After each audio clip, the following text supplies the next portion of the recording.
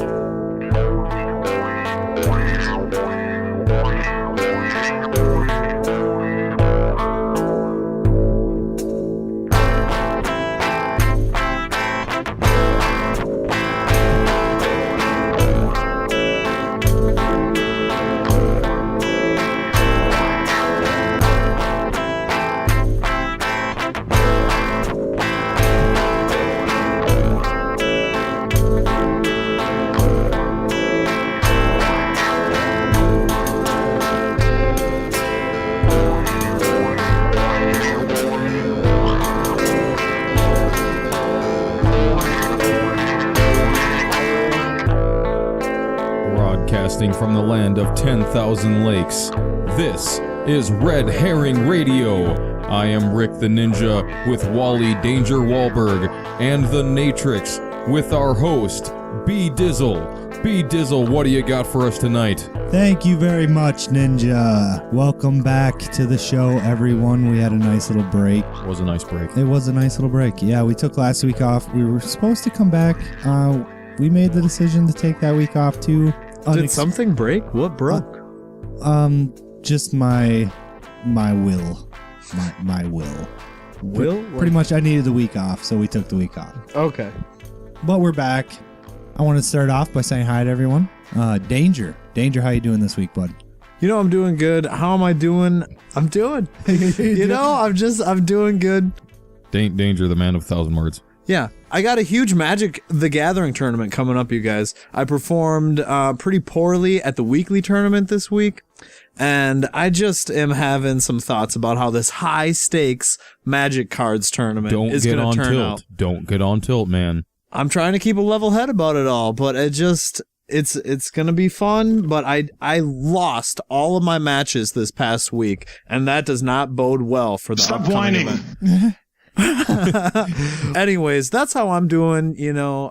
I'm sorry, Danger, but I think you're just gonna have to go into it with a fresh mind. I think I got all the losing out of the way this past Tuesday. That's a good way, but every event is its own fresh event. You know, your bad event was your bad event, but that's over. It's done now. You're going into a fresh one with a fresh chance. You've done good at these in the past. I have faith in you. You can do good again. I appreciate that, Ninja, and you're right. You start every tournament with no losses. You're undefeated at the beginning of the day. Okay, moving on. Thank you, Natrix. And then we'll turn to Ninja. Ninja, how you doing tonight, buddy? Not too bad. Getting things done, hanging out with friends, doing the stuff. Right, doing the work. You got to do the work to get it done. Yep. I'm not going to say the line of that one redneck comic that was way overused several years ago. I'm not going there. I almost did it. Okay. But I'm not going to do it. Let me just throw this out there. Don't do it. No, I'm not going to say that catchphraise that you don't want anybody to say. Well, it just bugs it. Like, I hear it. There's a whole bunch of those like strangle puppies or something. I don't. Or small kittens. Well, yeah, don't ever hurt the kittens. Well, maybe. The blue collar comedians, though. There's a few of them, like Bill Engvall. Engvall? Is Engvall? Engvall. Ankle? Bill Engvall. Anyways, he's actually really funny. Ron White is also funny. Ron White, I saw him actually live. He was really funny. That's what I wanted to tell. I wanted to tell a really quick story about Ron White at a live performance at Mystic Lake Casino here. Dude, that's where I saw him. Oh, really? So maybe you were there for this. That'd be interesting if you were.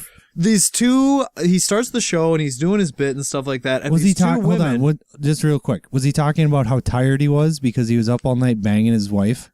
I don't know. I don't know. That's what I got. Not to redirect. This is totally derailed. Yeah. On the well, intro, not to redirect. Well, whatever. But not to redirect.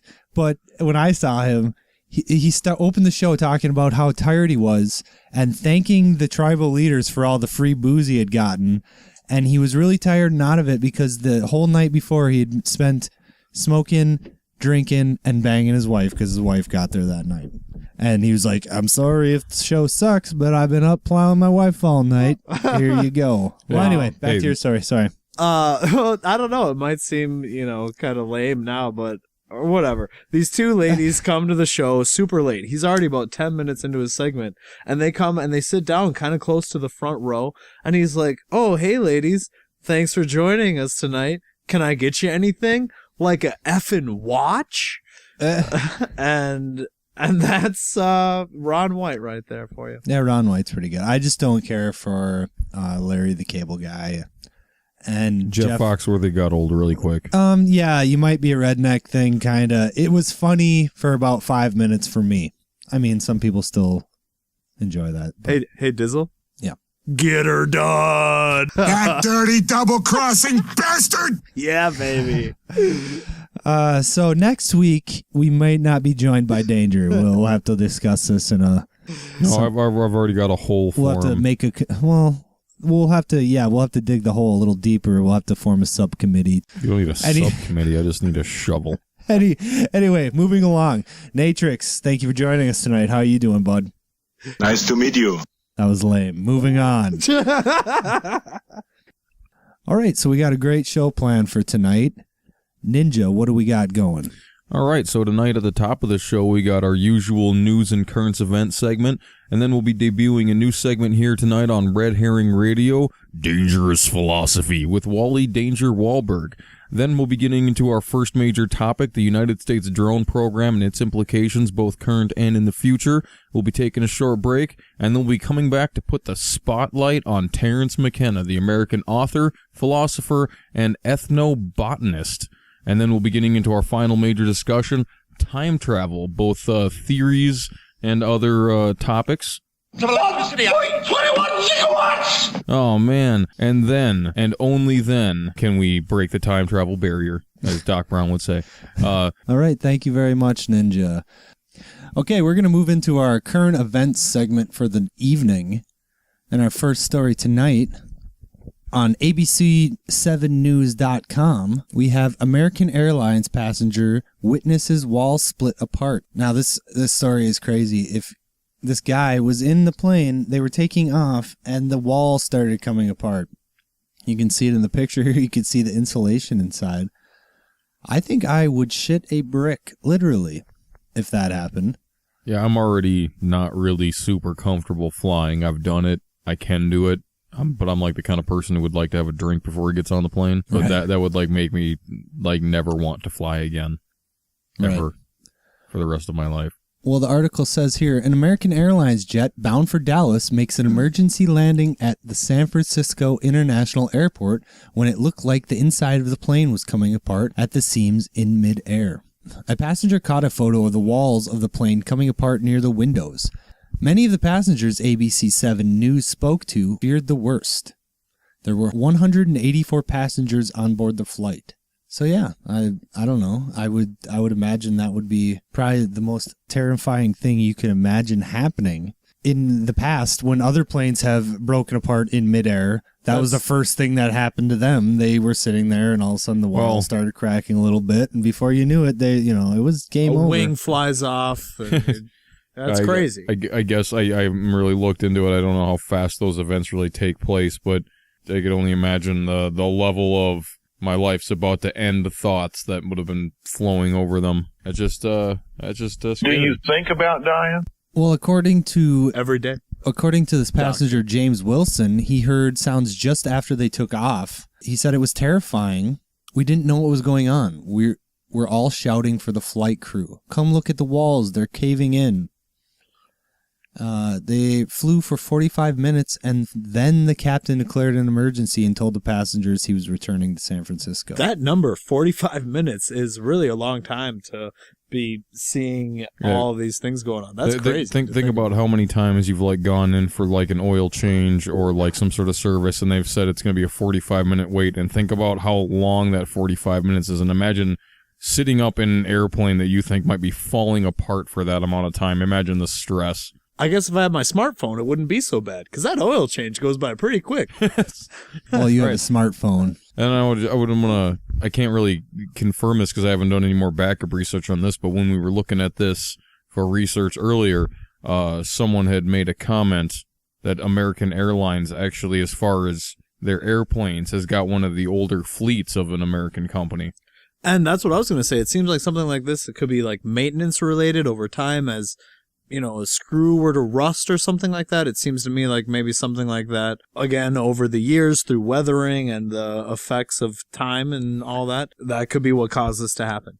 Well, it's hard to say exactly. I'm sure they're going to do an investigation into it. I'm sure we'll get some nice corporate padded statement along with all the good stuff that we usually get with that. Oh, yeah, it'll be totally, you know, like PC and like, we are taking all necessary measures to prevent that this sort of thing happens again, blah, blah, blah. I'm sure they'll implement some like retraining program on their maintenance guys or something. But if it's just an old fleet, what are they going to do about that except to replace it? And that costs a lot of money. That right there, that reminds me of a great analogy. That plane has made the money that it costs them to build it many times over already. But there's a great analogy there that Wally's statement just reminded me of. You put a group of marketing people on a project, and you put a group of engineers on a project. The engineers can solve any problem. It'll just cost you a lot of money. So the question goes: plane crashes. You put the engineers on the problem of how to alleviate public concern. You put the marketeers on it, or the advertisers on it. The engineers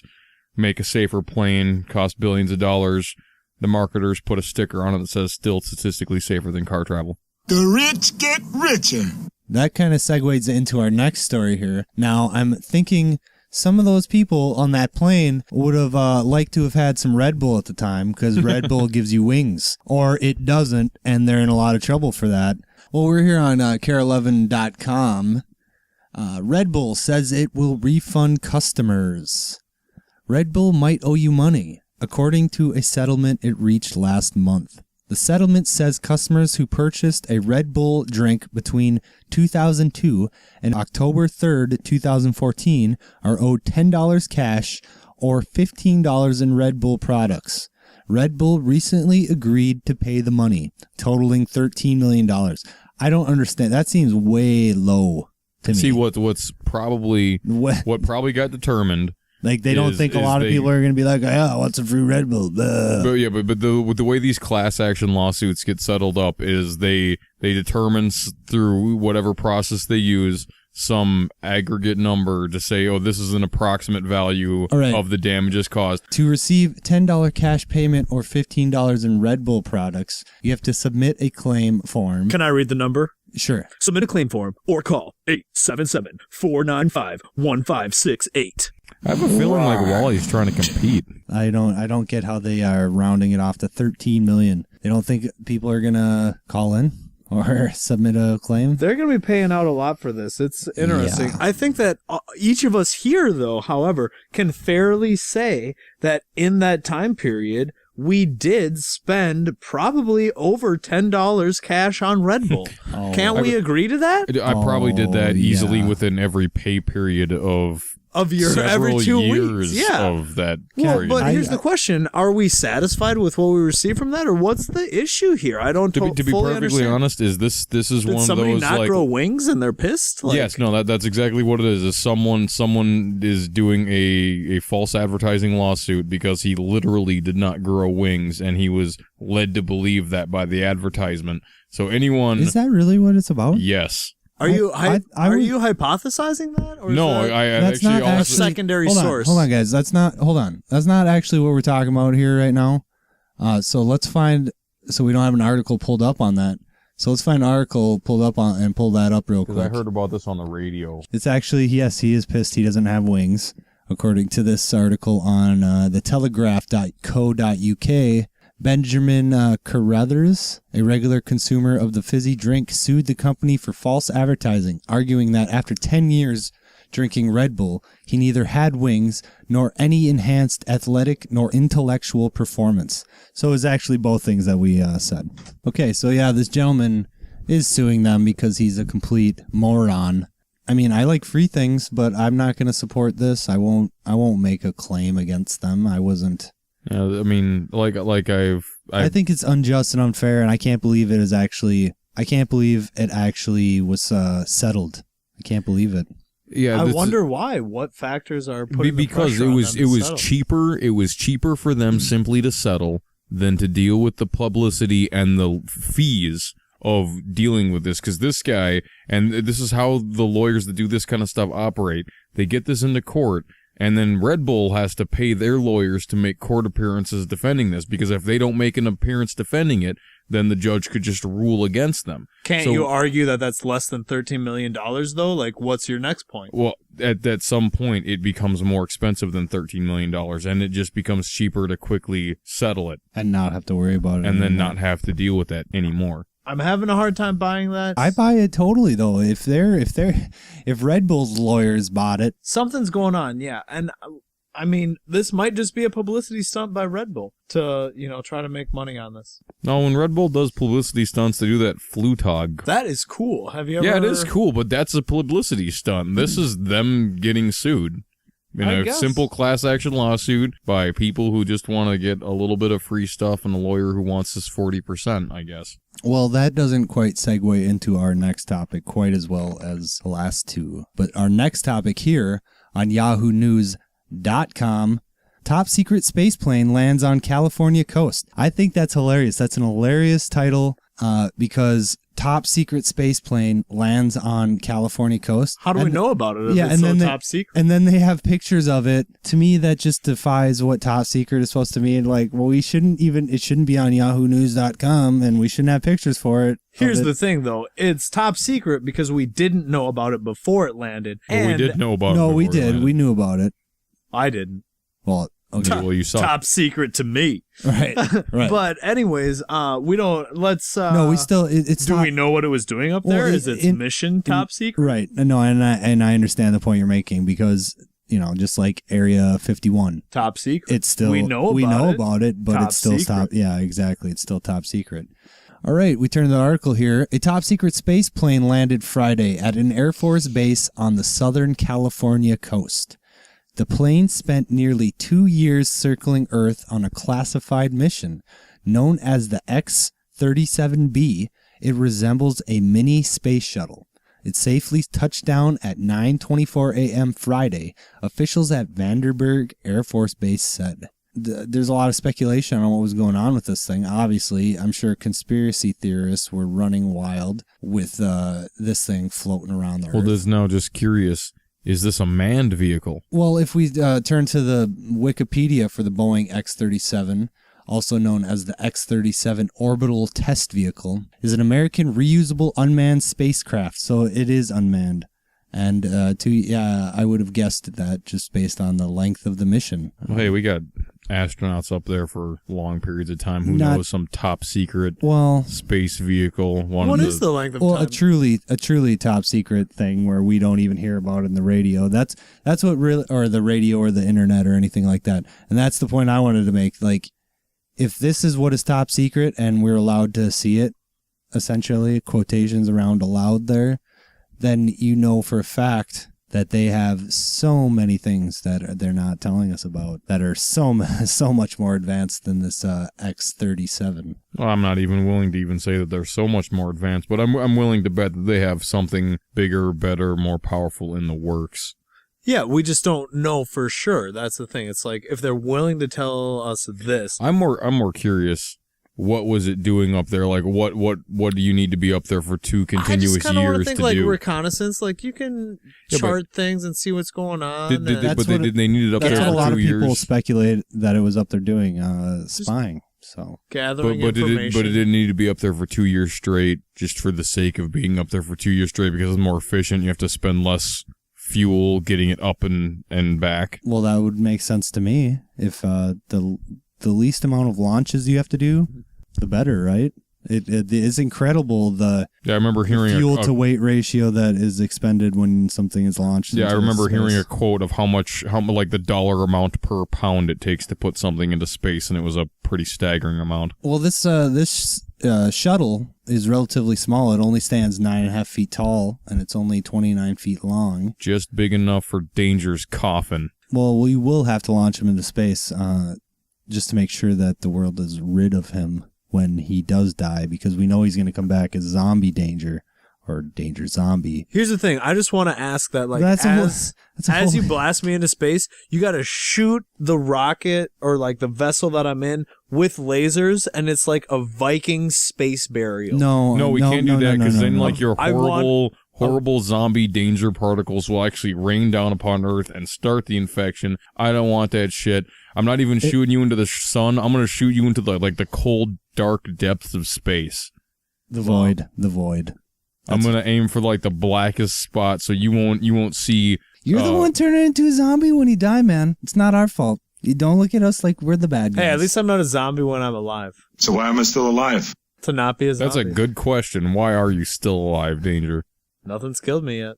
All right, so secret space planes. Those are fun. Yeah, what they could be up to. I think that they are transporting Bigfoot and chupacabras,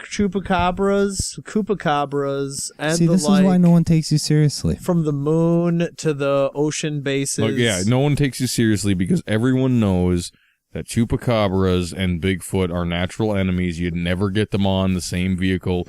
Least of all, a 9. How are you going to get Bigfoot on a 9.5 foot long shuttle? Yeah, the Bigfoot is as big as that thing. Yeah, Danger.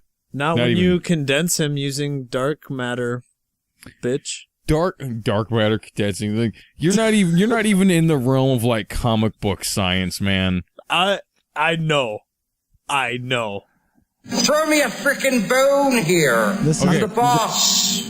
Need the info. Okay, what you need, Danger. What you need is PIM particles. This is the to man. Shrink. Hold on, to shrink Ninja. Bigfoot down. Ninja. Sorry. Okay, this is the man who right now we have to turn to for our new segment, Dangerous Philosophy. Oh God, but I almost think this is fitting though. This actually makes it dangerous because it is coming from him in his state. I don't know of a more dangerous thing. All right, so strap yourself in, folks. Next on Red Herring Radio, we have Dangerous Philosophy with Wally Danger Walberg. Check it out. All right, so here's the deal. A lot of the things that we're doing here on Red Herring Radio are considering possibilities of, what it might be like if these certain things were true and stuff like that. So, we talk about like ancient civilizations and what it might have been like and what their technology might have been like and all these different things. And it kind of reminds me of philosophy because philosophy can be looked at as a lot of different things. And one of the things is kind of like a discussion of ideas and what might be true and what it would mean for these things to be true. To me, that's kind of what philosophy is. So I wanted this segment to take a little bit of time to just get into a philosophical idea. And so this week we're going to be turning our sights onto Plato, one of the most famous philosophers that people have heard of, and one of his most famous allegories called The Cave. You're going to have to run with me on this hypothetical situation. We're going to be considering a lot of different possibilities. So the first is that there's a group of people who, from birth, have been placed into this cave, and they're chained in such a way that they can only face forward towards a blank wall. Oh, hold on, Danger. All right, go ahead. By the way, this is like, guzzle. They're facing forward on this wall. They can't move their heads. Behind them, there's a fire, and there's another group of people who are kind of controlling the situation, the puppet masters, as you will. They are able to cast shadows on the wall that the imprisoned are able to see. And so these shadows that are cast on the wall essentially are the reality of the imprisoned. Everything that they experience is these shadows are what is real to them. So when a shadow of, all these animals or people and these different things come passing along. We'll have a video here, nice YouTube animation that was made in the 70s or 80s. It's a little weird and creepy, but it actually does a very good job explaining this theory. I'm sorry. Are you saying I'm not explaining it very well? I didn't mean to cut you off or anything. I'm just telling you. Let's just say maybe I'm not explaining I'm it just very well. throwing this out there for the listeners that they'll have a link in the description below if they want to watch that. Yeah, so pretty much their experience is entirely controlled by the people behind them.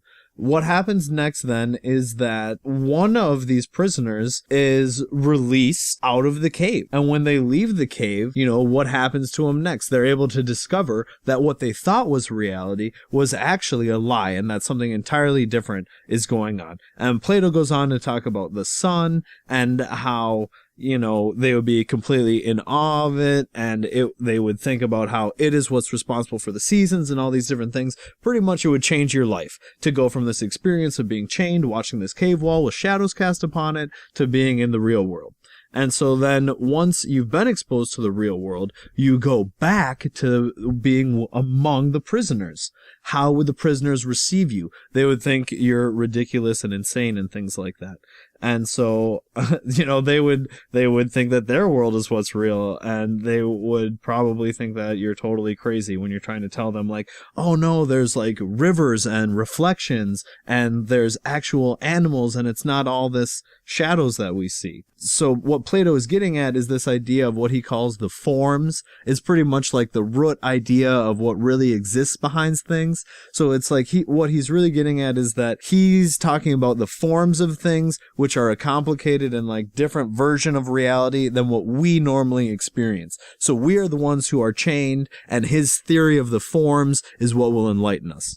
But that's not necessarily the only lessons that can be learned from this. I knew about this before we watched this creepy 70s animation. I mean, I say it's creepy just because the way it looks. It does. To me, it looks creepy. The way it's just a style. Yeah, the way the people are drawn The in art it. style. Yeah, it's creepy. And the announcer, kind of way. It's a little creepy voice. He talks a little cheesy like this. Nothing like that at all. So I recommend you watch it yourself. It was maybe a little like that. But okay, so this is my thoughts on the whole deal. So this guy is raised from childhood, looking at this wall, and he sees these shadows. And then he's released one day. And he goes outside, and at least in this animated video, this put it into a little more depth than the story I had been told before. Right. But to me, he was walking around, he was happy, dancing with birds and stuff like that. I equate it to my own life a little bit. I mean, it's not quite the same where I was never chained to a wall. I think Plato would want us to do that. Probably. That's why he came up with the story. I believe that the person who was freed is me, and I was let out into a real world, quotations around that. You mean like the MTV hit show? Yeah. You were on the real world? I was, Wow. Can we talk about that on the next segment? Another show. Well, Another show. Anyway, Okay. I still don't, it's not like I go back to the people who are still looking at the shadows and say there's a real world out there.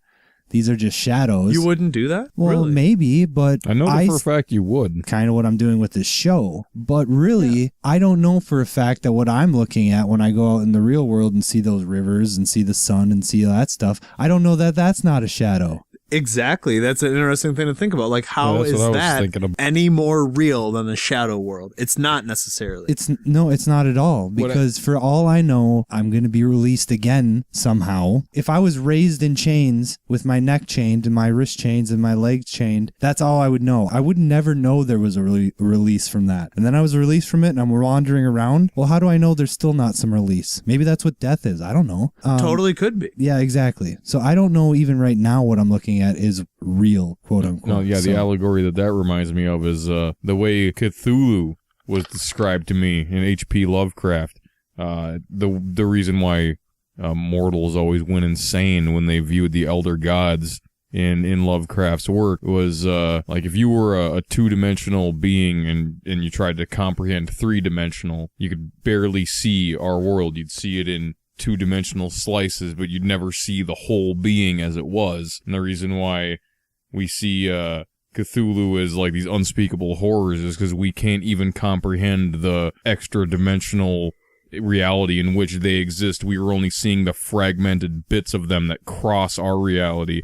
And this is kind of reminded me of that is every stage up, like now they're chained into the wall. That's kind of like them being two-dimensional beings, and now he's broken free. Now he's three-dimensional, and so there could still be more dimensions that could be next. Well, I think representative of the master who releases him, the puppet masters. Well, yeah, that would be fourth dimensional probably. in that kind of reference that Ninja is making. Sure. Yeah, so this definitely has given me some stuff to think about. I also like, you can almost kind of make a Matrix-y kind of reference to this. Yeah, I mean, a lot of people are familiar with the movie The Matrix and the story there, and how the reality that the people in the Matrix experience, it is very real to them, and they don't know what they're missing, but once they're freed from the Matrix, they are aware of what it is. But then, as like the subsequent Matrix movies maybe even hint at and make us wonder about,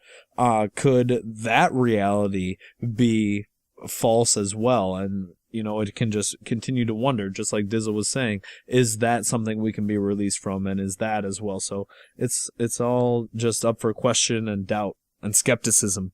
So But isn't that honestly the point of philosophy, is to theorize and question for nothing but the sake of the quest. The pursuit of knowledge, and to never be kind of satisfied with our current knowledge, is what, through my journey through philosophy, has kind of brought me to, is that, yeah, it's a continual pursuit. And I understand what you said, Ninja, about how you quest for the sake of questing in a way, but part of me kind of feels like philosophy wouldn't exist if there was nothing to be gained from it.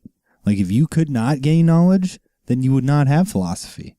No, I definitely agree with you, but I understand what you're saying. It's never enough. You can always be questing. You can finish a quest and gain a bit of knowledge, and then never want to stop. And right. Quest and after another the thing next is bit. that, like, anything that we seem to understand can, I think, be questioned to the point of not being able to understand it anymore. And that is something that maybe we can get into at a later point or something like that. But like, just the way things work, like the way physics work, it's like we understand it to a point, but as we bring that lens and we zoom it in more, isn't there a level at which we no longer understand physics? Yes, there is. There are currently limits to. Are you saying, or can we eventually find a floor? Does it exist, is what you're asking. Yeah. And I think that is the true and ultimate quest of science, is to learn until there is nothing left to be learned. And that's kind of what the roots of philosophy are as well. And it's kind of interesting to go back philosophy in a historical really sense. It's philosophy and science. It is a science. They used to be the same thing. Like, I believe it was like in the 17 and 1800s, like language, philosophy, and science kind of both referred to the same thing. And then over time, they kind of started to refer to separate things. Well, science can't really explain consciousness. So in my opinion, philosophy is the science of consciousness, because you're exploring that. That's what you're really exploring. Think about it, man! Be sure to join us each week with Wally Danger Walberg as we continue to delve into the depths of humanity with Dangerous Philosophy.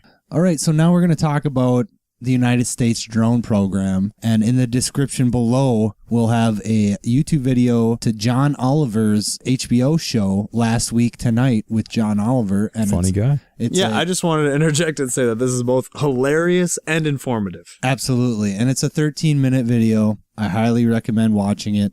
It is the basis of this whole segment, this whole discussion that we're having. Essentially, we don't really have any other websites to look at, any other information.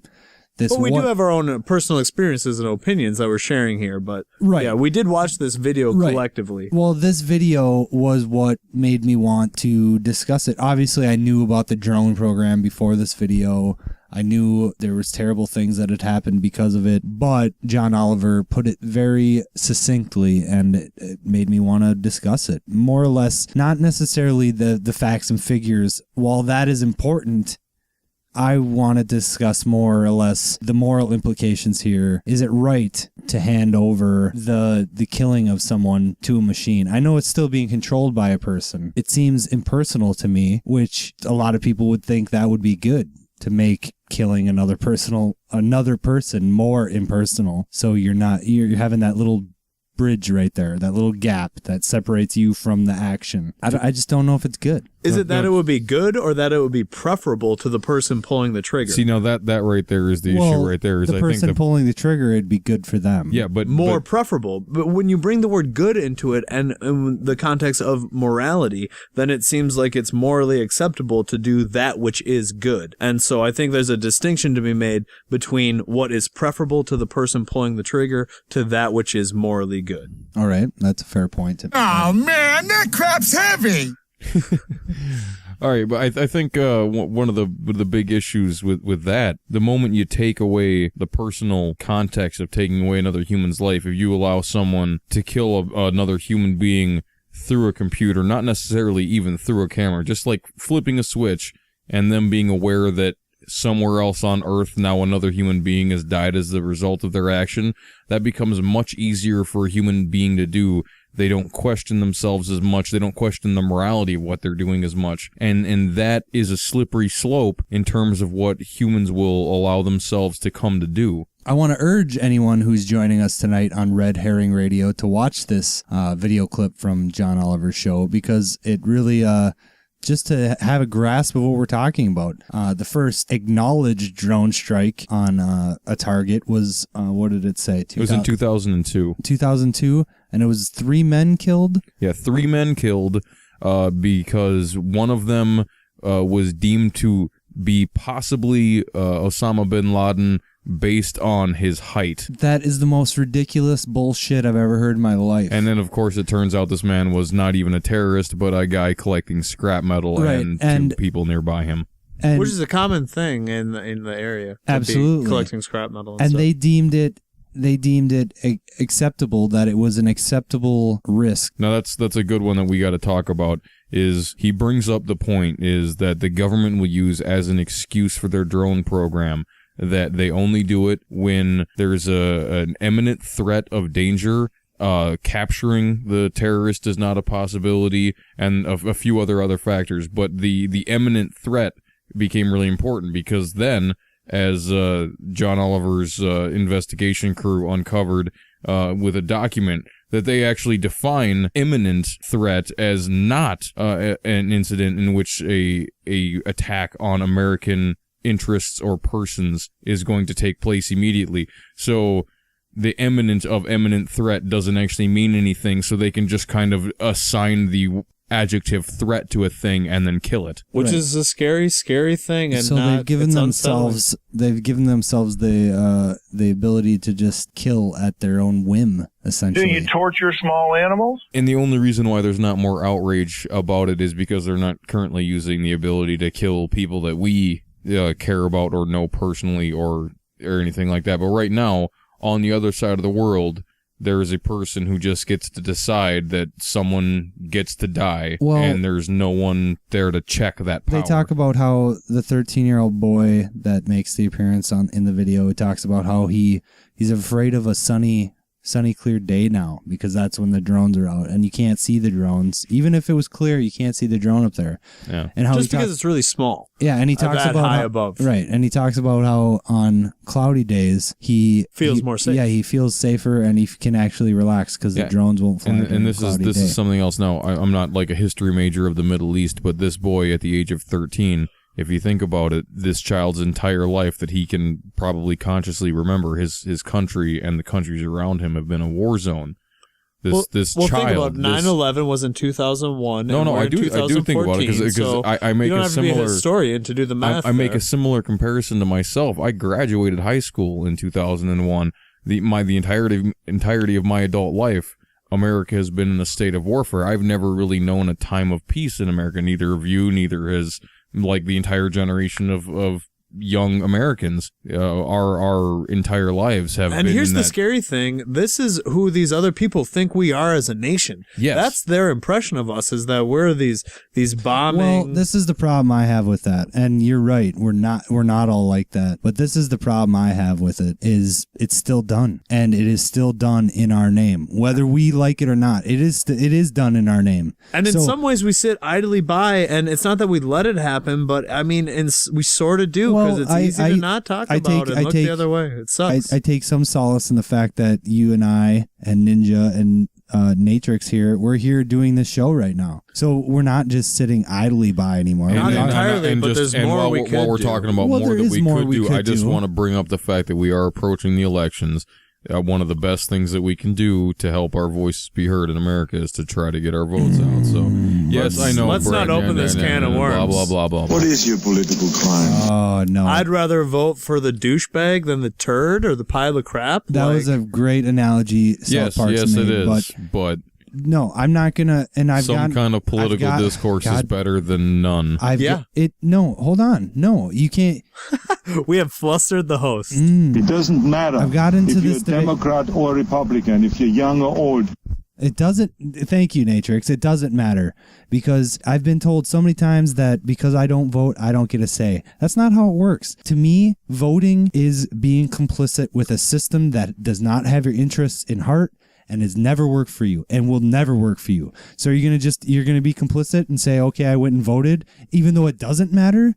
Okay. Hold on. No. He interrupted on me. I will get to respond to him, Danger Walberg. Thank you. Nothing works if it isn't thought out. So, just in because there's almost no way to respond without eliciting something. So now I say, okay, so then what do you do? I stand for fiscally responsible government. I make my opinion known, and then when somebody tells me that I don't get an opinion because I don't vote, I let them know why I do get an opinion. Hold on. I have another quick point to make here. I am very happy that I'm an American. I'm very grateful. I love my country. I'm very happy that I was born here. I understand how lucky I am. I would not want to live anywhere else in the world, because here I get to express my natural rights that I was born with, not given to me by a country, not a constitution, nothing like that. I was born with rights. Every person on earth is. Some people live in countries where the people in charge do not let them take their rights away from them. Yes, take their rights away. Do not let them live with the rights that they naturally have, and they use weapons to enforce that. Luckily here, I live under a system that is at least partially fair towards what I naturally have given to me by birth. Now, a lot of that is just a smokescreen to make me think I'm free. That's just my opinion, and a lot of people would be pissed off at me saying that, but that's my opinion. I can think that. To say that to take part and cooperate with a system that is designed to really not get to give you the illusion of choice, to give you the illusion of power, that to me is it's a travesty. Just in the spirit of debate, how do you affect an actual change within our political system on a particular issue, say the drone program, that way? I guarantee you things will change. Thank you, Natrix, and I wholeheartedly agree with you. But things change by votes when it's convenient to the people who are in charge. Nothing that happens that changes by a vote is going to happen unless it's convenient for the people who are running the world. There's not enough difference between the people. Now, it's going to take, to truly change our society and our world, to stop little Middle Eastern boys from being afraid of a sunny day. It also makes me incredibly ashamed to think that it's my country that is forcing some little boy to be afraid of a sunny day. Yeah, that's one of the things that I really disliked about hearing the story, is to think, I mean, we all have, reputations, like we know what our friends and our family think of us, what people we work with think of us. That's something that to the average person, we take a little bit of pride in. We try not to have a tarnished reputation. And to an extent, as a citizen of the United States, I wish to have pride in my country. I have a hard time taking pride in that, because it feels like my pride has been tarnished. Our country's honor has been tarnished when I think we're far beyond that. Yeah. Our honor is maintained within the values of what our country was founded on, and that alone. Anyway, this has gone way longer than I anticipated this segment to go on, and it's gone a little off skew. Basically, to just sum it up, drones are bad. Okay. Drones are bad. This world needs a change. I see things in the world that give me hope, and then I see things like this drone program, and it really makes me question if we as people are going to make it. I don't know. So we'll see. I hope so, obviously. I hope for my species that we'll make it, because we are incredible, but we are horrible. It's the yin yang. Well, you guys did have an interesting back and forth that kind of went off on a tangent there. That was cool. But what I wanted to get into, just going back into the drone aspect of it all, or not really even, but just the point that I wanted to talk about was how much is this different than being on a ship and launching the Tomahawk missile, or going back to like the Vietnam War and the bombings that happened then, or just any time when we throw a bomb out there or a missile or whatever it is and not know what we're blowing up on the other end. It doesn't seem that different. Danger. Fundamentally, you're absolutely right. This is all about how war and killing is horrible. And what's the new thing here? It doesn't seem like anything's new other than that it's all awful. Well, it is all awful, but and don't get me wrong, all killing and all war is awful. But I think there is something to be said about the change in warfare from 1,000 years ago, when you had to look a man in the eye when you were holding a sword and you had to shove it through him to kill him. Or, I know there's archers and I know all that, but I'm just saying warfare has changed. And it's become a lot more impersonal. And like Ninja said, it's making it incredibly easy. There's that disconnect there, and it makes it easier to push the red button than it is to shove the sword, and it makes it so there's more killing, and that's the bad aspect here, I guess. Like war is all bad, yes. It's becoming mechanical. Yeah, you ask yourself, could war become worse? Yes, it can become worse. When the person who there's no doubt in that. I agree with that. When the person who is doing the killing can do it and find it easier. I really am trying to kill him, but so far unsuccessfully. He's quite wily like his old man. No doubt. All right. I think we're just going to take a break from there. After the break, what do we got coming up, Ninja? Yeah, when we come back, we'll be putting the spotlight on Terrance McKenna, our American author and philosopher, and then we'll be talking about time travel. And tonight's broadcast of Red Herring Radio is brought to you by City Water. City Water. That is Chris.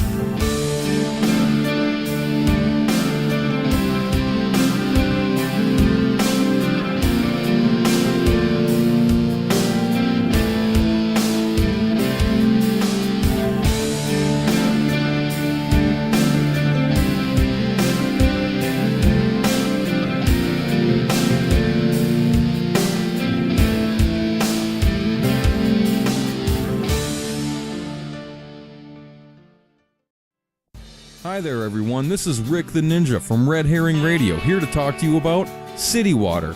Man, living out on the farm was tough. Hard water, spots on my dishes, bad showers. It was terrible. But then, Noah Turquoise Jackson changed my life with this revolutionary system, delivering barrels, flasks, and bottles of fresh water to my door. That is crisp and so convenient. So if you need some city water, call today at 555-12345. Is that right, guys? Oh, all right. Or you can order by mail. Please send carrier pigeons courtesy of Noah Turquoise Jackson to the Ozark Mountains of Kentucky. All right, so order some city water today.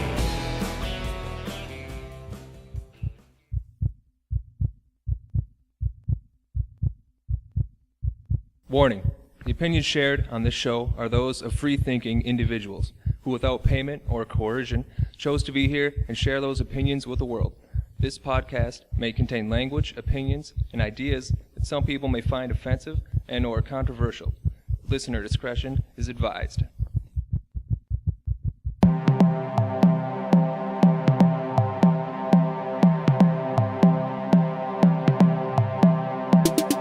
This acceleration of time or complexity shows no sign of slowing down.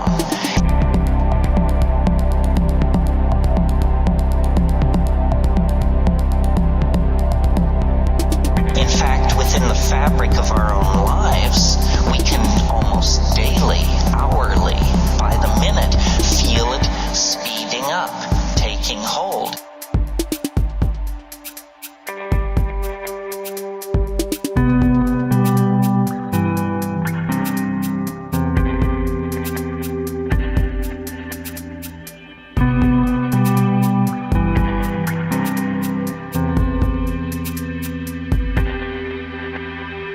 It's a cliche that time is moving faster and faster, a cliche of the mass media.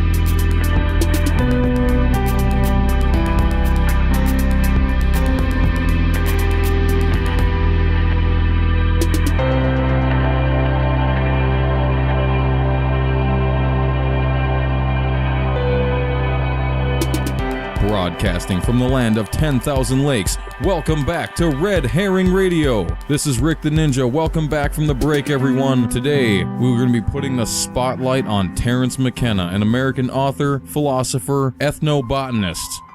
Dizzle, what do you have for us? Thank you, Ninja. Terrance McKenna is a man I was familiar with. I kind of credit him with some of what I would consider my own mental and spiritual evolution over the last 10 years. Cool. He has a lot of really crazy ideas, and he speaks in a very compelling, interesting way. And so, yeah, but I'm just not to interrupt, but by compelling and interesting is Danger and Dizzle had to kind of subdue me for a minute. Is he speaks very freely and very from the heart. He doesn't structure his sentences quite so much traditionally, so you kind of have to really listen to him and really like piece together the greater meaning of what he's saying. But I want to suggest that this is not a perceptual illusion or a cultural mirage, that this is actually happening to the space-time matrix, that time is in fact speeding up, that history in which we are embedded because our life of 50 to 80 years is so ephemeral on a scale of 10 to 15,000 years.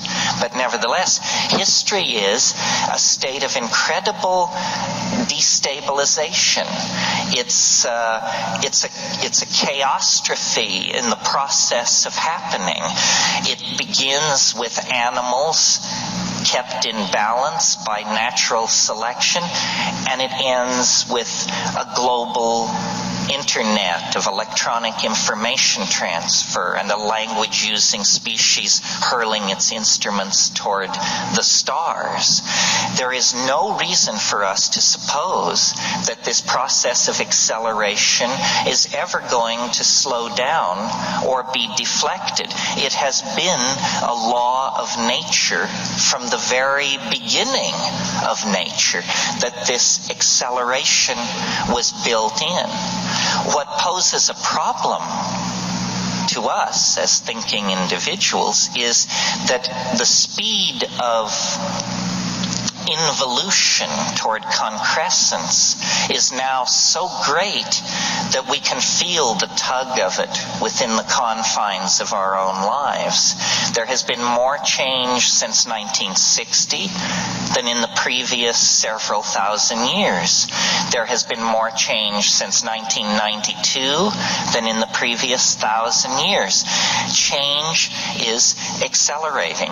Invention, connection, adumbration of ideas, mathematical algorithms, connectivity of people, social systems. This is all accelerating furiously and under the control of no one. That's right. No one is controlling it as time is speeding up here. So that was a little bit that we heard from Terrance McKenna there. My first experience with Terrance McKenna was with the band Mudvayne and their album LD50. And on that, there's some like various interspersed quotes on a couple of different tracks from Terrance. And one of the ones he says is that we are an ape with a symbiotic relationship to the mushroom. And he says it in like his weird way that he says things. And I believe I also heard, who was it? Bill Hicks. He has a little bit in his comedy routine where he talks about how he thinks cavemen were walking about and they saw a mushroom and they picked it up and they ate it, and it made them think different ways and kind of changed them. And he theorized that's kind of how we came into being. So anyway, yeah, Bill Hicks and Terrance McKenna both kind of think that. It's what is sometimes referred to as the stoned ape theory of human evolution. And what it means is that like these apes discovered these different edible things in their environment, and it's what triggered free thought and pretty much the evolution of consciousness into somewhat what we have today. Just from a science point of view, early humans and those early ape creatures were always hunter-gatherer types, so they would have at Eventually some point gathered up across these things. So any well, we know for a fact that people eat psilocybin mushrooms, so at some point somebody had to be the first one, right? Yeah, so like it's completely reasonable to think that at some point, and then always evolutionary scientists have always pointed out that one of the great things about apes and stuff is their ability to communicate with each other. We can communicate when food is dangerous, when it's safe, or more complex things. So if this didn't in fact become something that they discovered and identified, if they enjoyed it or they thought that it led to something great, they would be able to identify it, share that knowledge with the rest of their tribe. So this could in fact be like the start of an early culture even. Yeah, and even in the book of Genesis, when the very first humans eat the fruit from the tree of knowledge, they're cast away, and that's something that Terrance McKenna talks about. So, we maybe even wonder if maybe that is a reference to hallucinogens, maybe, possibly. Just something to think about. It would cause you would think, to think in different ways. Well, just from my own experience with psilocybin, that one time. That one time you didn't enjoy yourself very much? No. The time that I enjoyed myself very much for a couple hours, and then that son of a bitch friend of ours put in aliens while I was tripping balls, and that quickly sent me into a down loop. You had a good time for a little while, but then you had a horrible time. But don't you still think you took something away from that? No, I would definitely not trade the experience for anything, because even looking back at the terrible moments that I was scared, I learned something about myself. And how I it put what I know now as fear in perspective, I think. I just want to throw this out there as a quick interjection and something that maybe you would agree to. And this is a quote from a different person, but it's that a mind stretched by new experiences can never return to its old dimensions. And how that applies to something like this is that once your brain has experienced a psilocybin-like effect, you can never return to not having experienced that. It changes you and who you are and stuff like that. Yeah. What do you think about that? I absolutely agree, but I agree that it's true to all knowledge. Is once you've gained knowledge, if that knowledge is profound enough to change your life, that change cannot simply be undone. Right. Absolutely. And is this one of those changes? Yes. And like, I'm not an advocate of drug use, but I would definitely not trade the experience away. If given the opportunity, I wouldn't go back and stop myself. If that's what you're saying, I don't regret my decision to have tried it. Okay. At all. So, okay. It was like I said, it was scary for that one time. And I think if like Dizzle could probably tell you some funny stories about the things I said when I wish I could have taken it back at the times when I was all scared. But looking back at it now with hindsight, yeah, I'm glad that I did it. I'm glad that I went through it. Well, I will say this, that psilocybin, I don't advocate anyone doing anything. I advocate people doing what they want to do. But that being said, psilocybin is one of the safest quote-unquote drugs you can take.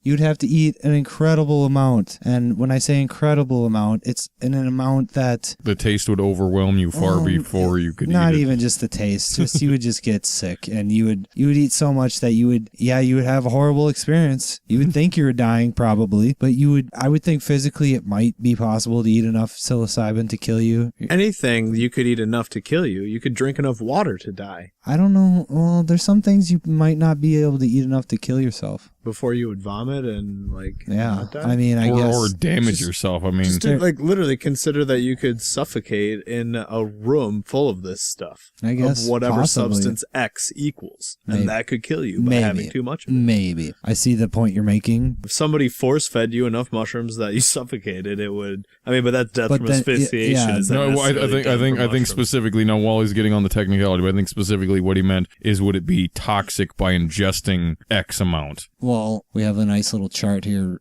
that the Natrix pulled up for us on Wikipedia here, and it's harm caused by drugs, and we'll have a link for this chart in the description below. And at the very top is alcohol, with the most harm to others and harm to user. And literally poison. Alcohol is. It is, yeah, absolutely. And don't get me wrong, I still enjoy beer. I love the taste of it. And are we out of beer? Is the beer gone? Yeah, the beer's gone. What about the rum? Yeah. Why is the rum gone? Well, the rum was gone because you were coming over. I have rum at my house. Parties at Ninjas. I shouldn't have said that. Danger's coming over. Yeah. Right, Like, so anyway, back to this chart. Really Alcohol's at the top. We have heroin below that. Crack, cocaine next. Heroin is like a female superhero, right? That shit will kill you. Methamphetamine below crack cocaine. Cocaine below meth. Mushrooms is at the very bottom of this list. Cannabis, considered by most people to be the safest drug on earth, is in the middle of this list. It's actually more on the top side of the middle. It's not even. Yeah, it's actually probably a little higher than the middle. Yeah, you're right. But mushrooms is at the very, very bottom of this list. I will point out that, and that is amazing. Cannabis is below amphetamines, tobacco, cocaine, meth, crack, heroin, and alcohol. I cannot believe. So of what I guess are the most common. I can't believe Pretty low that ecstasy, LSD, and mushrooms are below cannabis, though. That doesn't seem right to me, because isn't ecstasy like a derivative of things like heroin and meth and stuff like I don't that? know. No. Remember, this is so. just. I think it is. It's a designer drug that combines those elements. No, but no. I'm just going to point out that this is. Do you have a I statistical don't think use you of know that. reported I don't think you statistics. know So that. although this is a nice statistical chart, it's not definitive knowledge. So this is reported use. There's a whole crap load more people smoking pot than people doing ecstasy, and then the reported damage. I mean, right. So statistical charts are not empirical data. Anyway, moving back on to Terrance McKenna. Okay, yeah. So besides the stone monkey theory, he's also known for his awesomeness. He's super awesome. No, okay, I'm just gonna bring that together here. Right. Besides the stone monkey theory, he's also known for his writings about the fractal nature of time. That's kind of what our sound clip was talking about. And one of the things is that that maybe takes credibility away from some of the things that he talked about, was that this is one of those things that culminated in 2012. He had evidence and looked at kind of the time patterns and stuff and thought that between these periods of time, the universe and Earth and all that stuff was going through a cycle, and the cycle took kind of a long time at first to go through. But then the next time that it went through the cycle, it was less time. And each time that the universe or Earth goes through this cycle, it's less and less time So that it takes to go through. In the sound bit, when he said that more had happened between 1960 and the present day than in the past 1,000 years, and then he said again more had happened between 1992 and the present than the last 1,000 years. That's what he was talking about. He was saying like the amount that can happen within a certain amount of time is being compressed down into a shorter time frame. Yeah, and so there's certain cycles that have to happen. Like he talks in other things about how like society goes through different renaissances and enlightenments and things like that. It ebbs and flows. And so like the way that it ebbs and flows, like say it's like ebb, flow, ebb, and that happens over 1,000 years, then it happens over 500 years, and it continues to compress. It just makes it so that our experience is like more crazy and more ups and downs, and it's more sporadic. Often referred to as novelty. Yeah. It makes for a more novel experience. Yeah, and so that is called novelty theory and stuff. And so that's kind of been, to some people, discredited because, you know, nothing obviously cataclysmic occurred in 2012. Nothing that was clearly apparently life-changing happened to the whole world. But that's not to say that something didn't happen in a subtle way that was totally changing in this universal way. So like you could still try to argue that novelty theory is true. Well, we're still all just looking at shadows, and for all we know, something did happen. And I think something did happen. There was it wasn't like a big catastrophic disaster. It wasn't something, you know, so obvious as a person walking up to you and knocking on your forehead and be like, oh, something's happening. There's a change. But I think December 21st, 2012. Wasn't that also, just not to interrupt, wasn't that also around the same time that I forget the exact term, but like the celestial procession changed over? We went into the age of Aquarius. Yeah, so these things do line up and have like a historical reference and stuff like that. But what I think that truly is, and I don't even like the December 21st, 2012 exact date. I think it's more of a anamorphous, you know, time. It's not just, and we're still in the, wibbly wobbly timey-wimey is perfect way to put it. But it's the tipping point. It's the time at which, and just to sum it up in the most simple way I can say it, before this tipping point, there was a greater amount of what we would consider negativity or what we would consider negative. And now on this side of the tipping point, things are starting to go what we would consider more positive. That's what I consider it. Maybe not even negative positive. It's just it's a change. Something is changing. And that tipping point was the catalyst, the final catalyst. You can have a buildup, and all that time before that tipping point was the buildup of, the propellant, the explosive. That tipping point was the spark. And now we were just at the beginning of the explosion.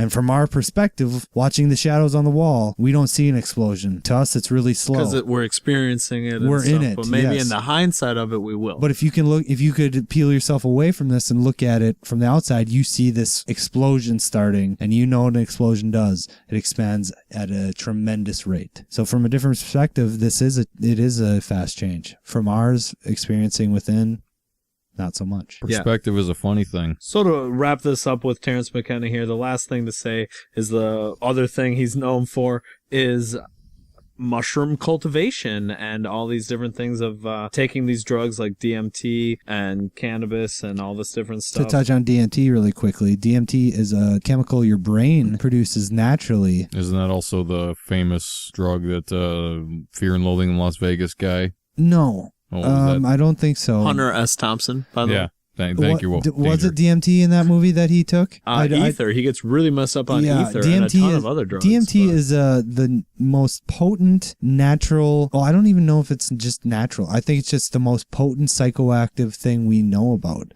And it's produced naturally in your brain when you sleep. So that's basically our dream juice. I don't know. Maybe. I don't know. I'm going to go with Dream Juice until proven otherwise. Dream Juice sounds like an awesome song name or something. Like Dream Juice. I don't know that it's a great metal song name. Well, that's okay. See, I almost want to do a Barry White R&B song and just make love down by the fire to Dream Juice. Dream Juice. Okay, right, so yeah, the last thing I wanted to say, Terrance McKenna laid to rest April 3rd in the year 2000. He had a small seizure followed by a much larger seizure and subsequently passed away. We are forced to wonder if it is not a lifetime of using psychedelic drugs that may have caused this brain tumor or if it was some other thing. He himself, along with others, including his doctors, wondered and speculated that it was this or not. We don't know, but probably... I'm sure there's a couple human beings out there that could be good test subjects of people who spend a lifetime taking psilocybin and other psychoactive drugs who could say, hey... I don't have a brain tumor. Yeah. I guess technically in order to be true control subjects, we'd have to get them early, though. So we should, grab some 18-year-olds and start stuffing them full of mushrooms now and see if they get cancer in 40 years, right? Or is that too pragmatic? That's probably not the way to go about testing it. Okay. I don't know. Right on. So, Ninja, earlier you said that perspective was a funny thing. Yeah, I'm a strong believer that perspective is a big part of the human condition. Yep, perspective and relativity are closely related. Relativity is your perspective in reality. The reason I bring that up, because now we're going to discuss time travel. And time travel, much of time travel is really just relativity and your relative position and speed in space relative to other things. I had no idea you were so versed in the intricacies of temporal theory, sir.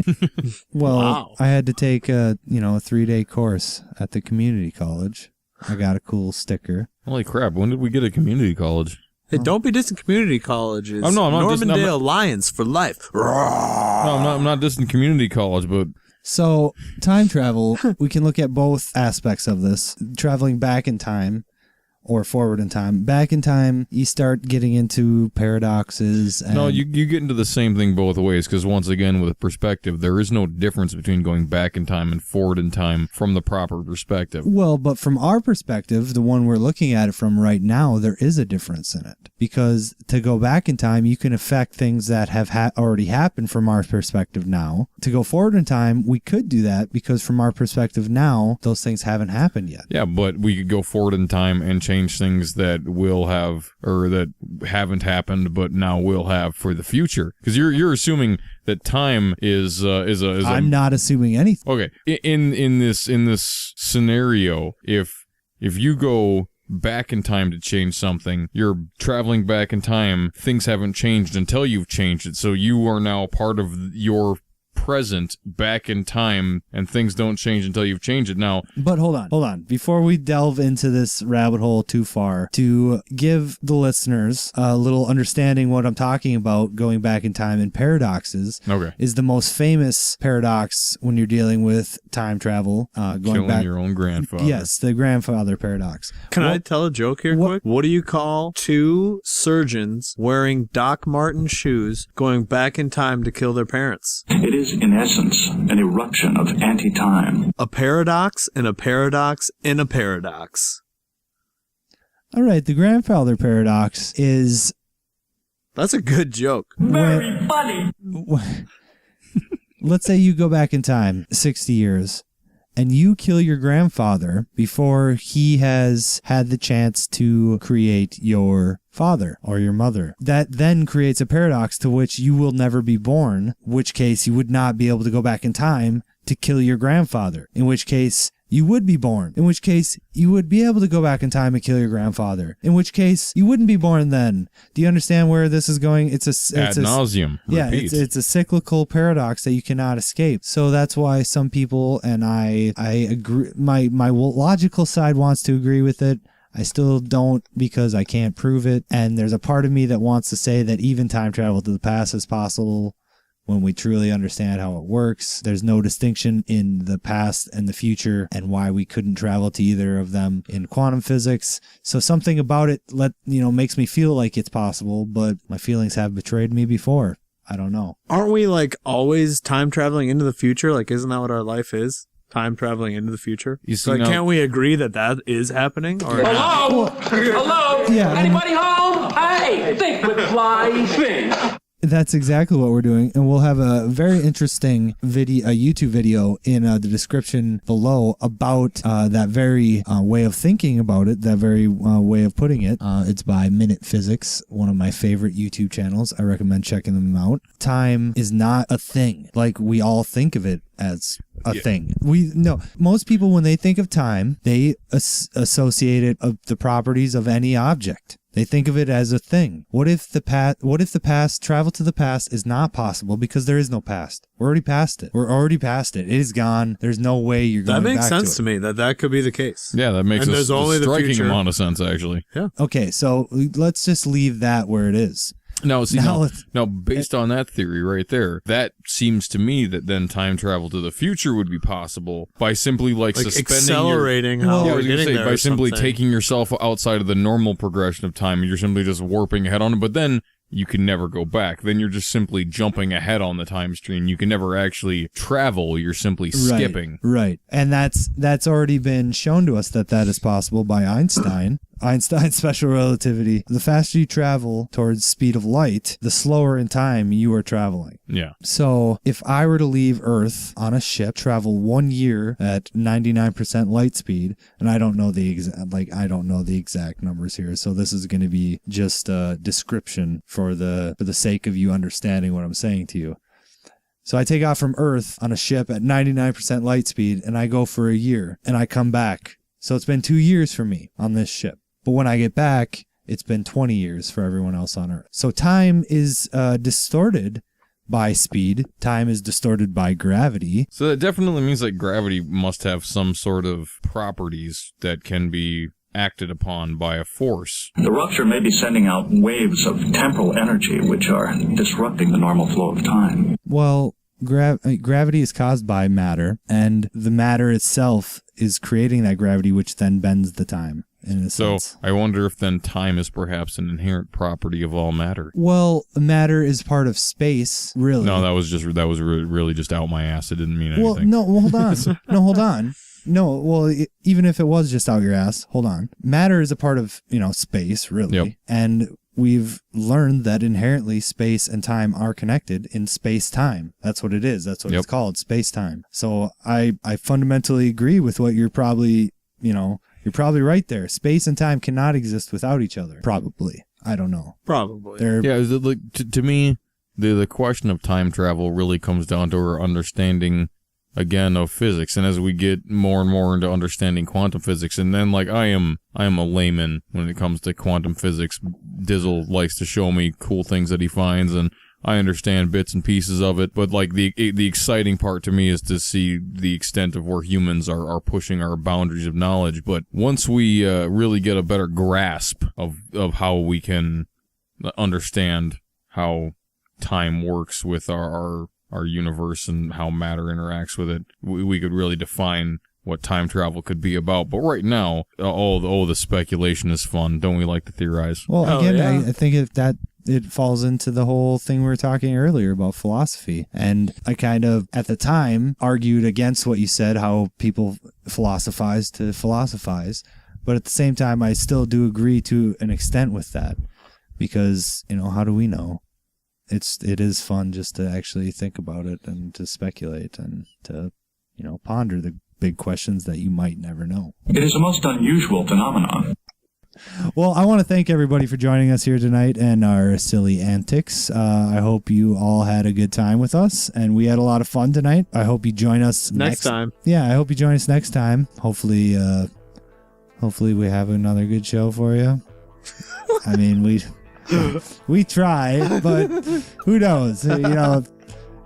We can have off nights. We have off nights. Everybody has off nights. Most of us have off nights. Tonight was a pretty good night. It was a good night. Let us know what you think. Yeah, leave us a comment. It would really help us out if you subscribed and you shared the video.